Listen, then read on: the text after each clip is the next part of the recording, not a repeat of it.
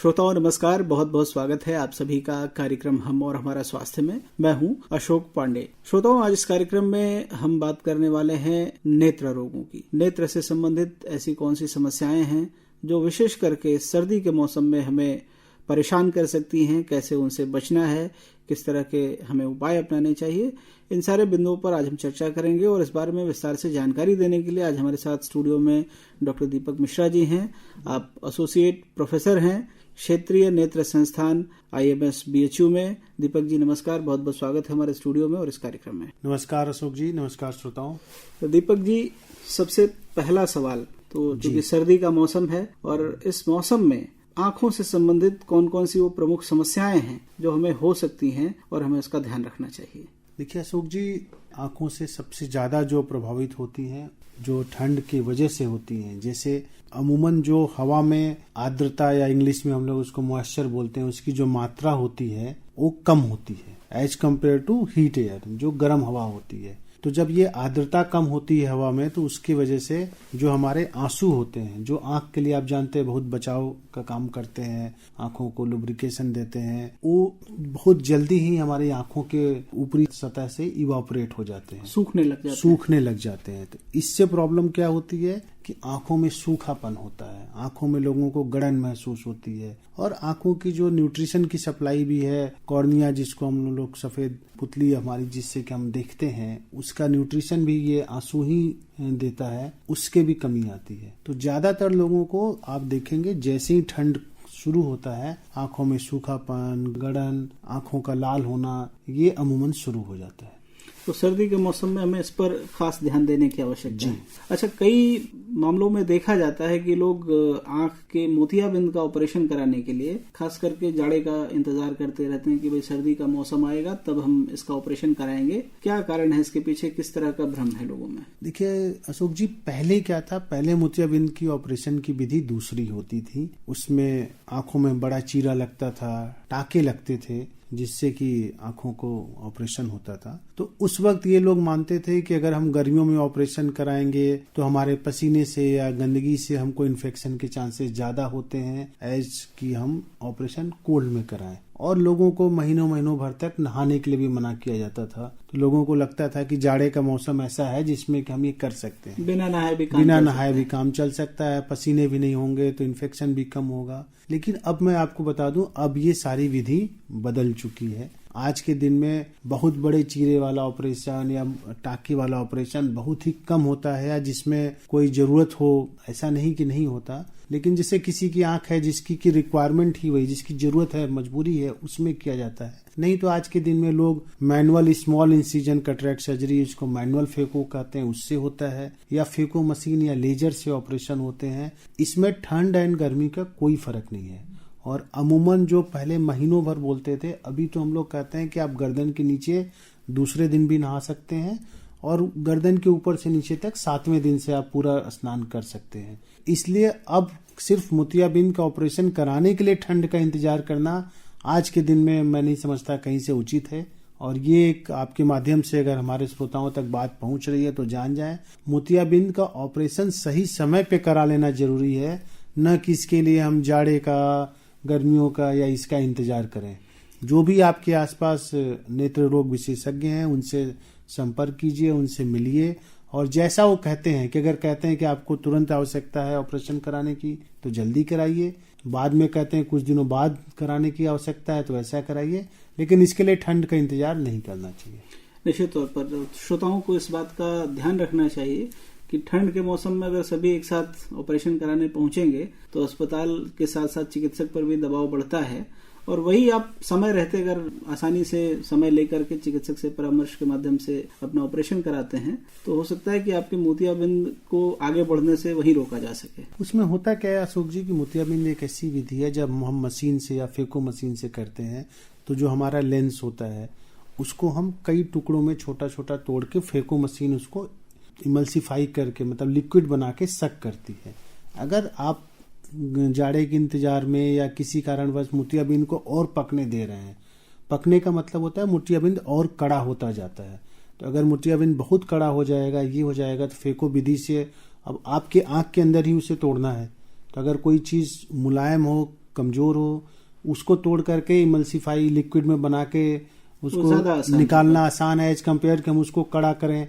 कड़ा करने के लिए हमको ज्यादा एनर्जी देनी पड़ती है, तो उससे मोतियाबिंद तो कट जाता है, लेकिन आसपास के पर्दे में या आंखों में भी कभी कभी सूजन रहती है, इसकी संभावना रहती है। तो इसलिए मोतियाबिंद का ऑपरेशन जब भी जितना जल्दी हो उतना कराएं, अपने डॉक्टर से समझ लें। जैसे ही आपको देखने में दिक्कत महसूस हो रही है, उसको एकदम कड़ा करना या आखिरी तक इंतजार करना नहीं चाहिए। डॉक्टर साहब, सर्दी के मौसम में हम देखते हैं कि जो लाइफस्टाइल डिजीजेस हैं, जो बीपी के पेशेंट हैं, जो हार्ट के पेशेंट हैं, या अन्य इस तरह की जो बीमारियां हैं, कोई शुगर का मरीज है, उसको खास करके इस मौसम में क्या सावधानी बरतने की आवश्यकता होती है ताकि नेत्र से संबंधित उसको कोई समस्या ना हो, या उसकी लाइफस्टाइल से संबंधित जो अन्य बीमारियां हैं वो न परेशान करें उसे? देखिए अशोक जी, सबसे ज्यादा जरूरी है कि इसमें जो ब्लड प्रेशर के मरीज होते हैं, या जिनको पहले स्ट्रोक हो चुका हो, या गांव में कहते हैं लकवा मार दिया हो, उनको बच के रहना चाहिए। क्योंकि ठंड का जो वेरिएशन होता है, बहुत ज्यादा ठंड, गर्मी, अभी आप रूम में अपने घर में हैं तो किसी तरीके से आपने रूम को गर्म कर रखा है, एकाएक आप सुबह उठे और 5 बजे मॉर्निंग वॉक पे चले गए, बाहर बहुत ठंड है, इस वेरिएशन से उनका ब्लड प्रेशर बढ़ता है, कभी बढ़ जाएगा, कभी कम हो जाएगा, कभी घट जाए। तो ये जो वेरिएशन होता है ये आंखों के लिए नुकसानदेह इसलिए होता है क्योंकि आंखों की जो नसें होती हैं बहुत पतली होती हैं। पूरे शरीर में जो सबसे पतली नसें आती हैं उनमें आंखों की नसें होती हैं। तो जैसे ही ब्लड प्रेशर बढ़ता है, दबाव बढ़ता है, तो आंख की नसें अक्सर फट जाती हैं। तो आंख के अंदर उसको हम लोग बोलते हैं, आंख की आर्टरी होती है और वेन होती है, दोनों फट जाती है।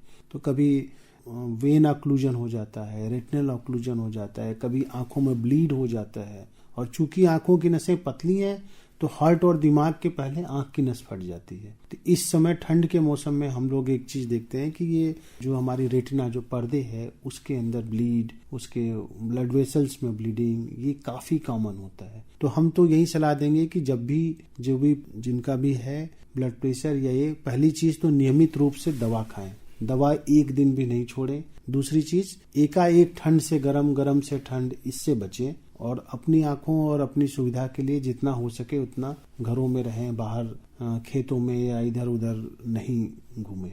इस मौसम में हम देखते हैं कि कई बार बच्चों की विंटर वेकेशंस होती हैं, अचानक से फिर कोई आदेश आता है कि भाई छुट्टियां खत्म हो रही हैं, मौसम लगातार बिगड़ा हुआ है, तो स्कूल की छुट्टियां और बढ़ा दी गई।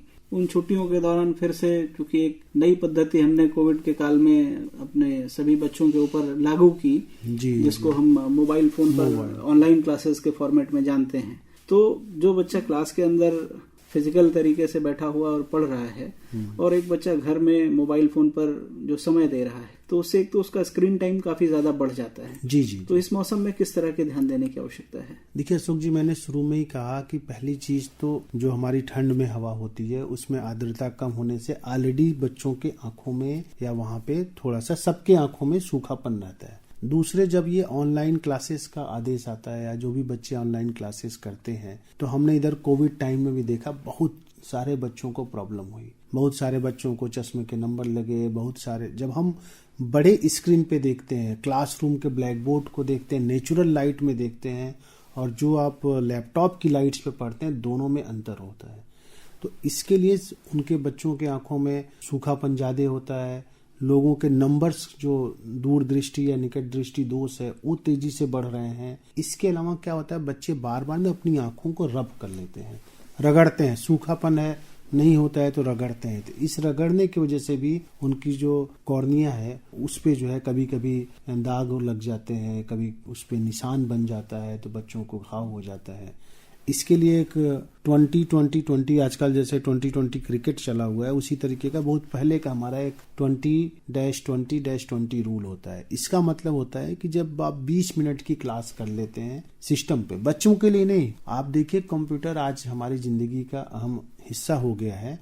अब कोई आदमी रिसेप्शन काउंटर पर बैठा है, उसके पास भी कंप्यूटर है, कोई बिलिंग काउंटर पर है, उसके पास भी कंप्यूटर है। समय तो नॉर्मली हम मोबाइल पे बिता रहे हैं। तो अमूमन होना क्या चाहिए कि 20 मिनट जब हम इस तरह के इलेक्ट्रॉनिक गैजेट्स पे मॉनिटर के साथ वर्क करते हैं, तो 20 सेकंड के लिए हम 20 फीट दूरी देखें। 20 फीट दूरी मतलब स्क्रीन से अपने आप को डिस्टेंस, जो भी आपका दीवार है, जितना दूर हो सकते हैं जितना भी दूर हम देख सकते हैं। उससे क्या होगा कि एक तो हमारे आंखों को रिलैक्सेशन होता है, और दूसरे हम जब कंप्यूटर पे या मोबाइल पे देखते हैं तो हमारी पलक नहीं झपकती है। पलक नहीं झपकने की वजह से भी जो आंसू का स्प्रेड है वो कम होता है। तो इसलिए हम लोग कहते भी हैं कि बीच बीच में बल्कि आप अपनी पलक झपकाते रहिए। पलक अगर नहीं झपकाते हैं तो आंसू स्प्रेड नहीं होता, ये नुकसानदायक है। तो बीच बीच में जो भी बच्चे सुन रहे हों या उनके अभिभावक सुन रहे हैं, बच्चों को सलाह दें कि बेटा थोड़ी थोड़ी देर पे आप पलक भी झपकाए करो। या जैसे मूवी देख रहे हो, आजकल वीडियो गेम खेलते हैं बच्चे, आधे आधे घंटे पलक नहीं झपकाते, उससे हटते नहीं। या आपको खेलना है तो आप घड़ी से 20 मिनट 25 मिनट खेलो, फिर कुछ देर के लिए बंद कर दो। लगातार ये क्लासेस हो चाहे कोई भी चीज हो, 3 से 4 घंटे लगातार नहीं होनी चाहिए।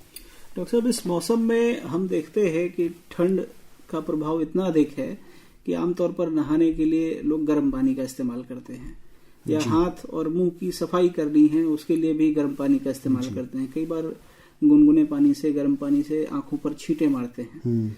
तो इसके किस तरह के दुष्प्रभाव हैं? क्या ऐसा करना सही है? और अगर ऐसा करना है तो किस तरह से करना है, इस बारे में भी थोड़ा श्रोताओं को बताएं। देखिए, आपको बताएं, रूम हीटर्स जो भी हैं, जिसके भी घर में है, उनको 2 चीज़ों का ध्यान रखना चाहिए। पहले जो मैंने पहले भी कहा कि बहुत गर्म कमरे से बाहर एकाएक ठंड में न जाएं, और दूसरे उस हीटर को भी बीच बीच में ऑन ऑफ करते रहें। और आजकल आप देखे होंगे कुछ हीटर्स हैं एलईडी, उसमें लाइट्स चलती रहती हैं, इधर है, तो उससे थोड़ा दूर रहें। हम लोग क्या होता है, हम उन लाइट्स को कंटिन्यूअस देखते रहते हैं।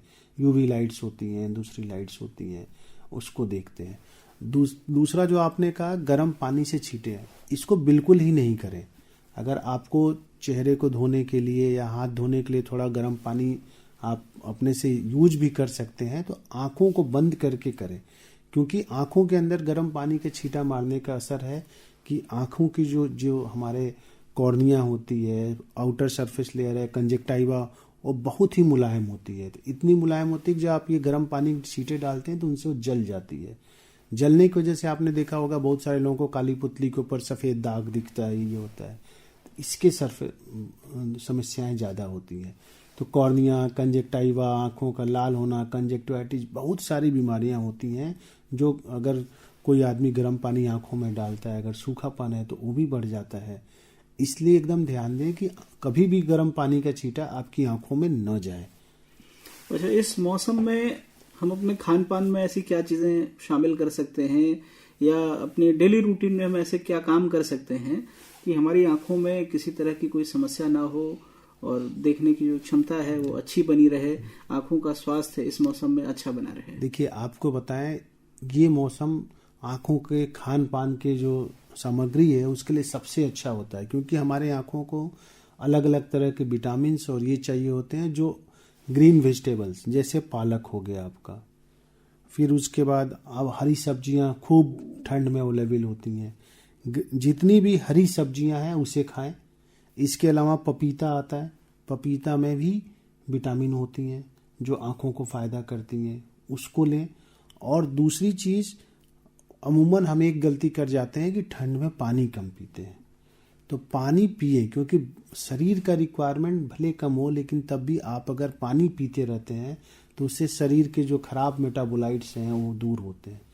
तो खाने में सबसे ज़्यादा ज़रूरी है, जितनी भी हरी सब्जियां, साग इस वक्त मिलती हैं, उतनी गर्मियों में नहीं मिलती, उन्हें लें। फ्रूट्स खूब खाएं, बहुत सारे फल हैं, अमरूद है, पपीता है, ये सब खाएं, ये आपके लिए जो आसानी से मौसमी फल उपलब्ध है, आसानी से सब जगह अवेलेबल है। संतरा है, संतरा खाएं, विटामिन सी बहुत फायदेमंद है। नींबू अवेलेबल रहता है, नींबू पिए और पानी पिए। बस इतना ध्यान देंगे तो कोई चीज़ें ऐसी नहीं है जो आपको नुकसान करेगी। निश्चित तौर पर डॉक्टर साहब, आप आए, आपने समय दिया हमारे श्रोताओं को इस मौसम में आंखों का ख्याल किस तरह से रखना है, कौन सी वो प्रमुख बीमारियां हैं जो हमें अपना शिकार बना सकती हैं, कैसे उनसे बचाव करना है, इन सारी बातों को बहुत अच्छे से समझाया। और उम्मीद करते हैं कि हमारे श्रोता अगर इसको ध्यान रखते हैं तो आंखों की बहुत सारी समस्याओं से बच सकते हैं।